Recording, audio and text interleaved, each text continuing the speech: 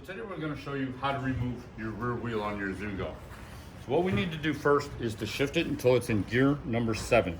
You would use this inside one to do that. Right now it is in gear number 7. Right now it is in gear number 7. The reason we do that is so when we put the wheel back in the frame, we know where to put the chain on it to set. Step 2, we're going to flip it over. You're going to need a 19mm wrench and a little side cutter. Okay, your 19mm wrench, you will loosen your axle bolt.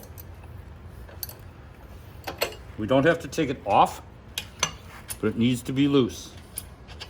Now, you want to make sure that that is called a torque washer. See its orientation, it's inside the frame and it's facing up. Now on this side, we have a little cable tie right here for the motor wire. There's usually one or maybe two of these here. Then we're going to disconnect your motor wire. We're going to peel this rubber boot back and we're going to loosen up the axle. With this one, you want to take it all the way off.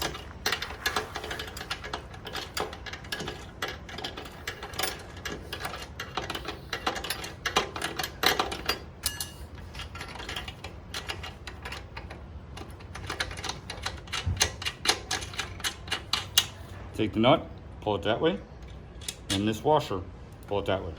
This is your derailleur guard. We're going to actually remove it, set it to the side. Once you got this off,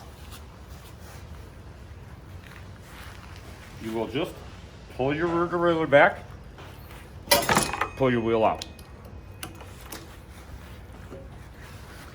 Keep an eye on these torque washers.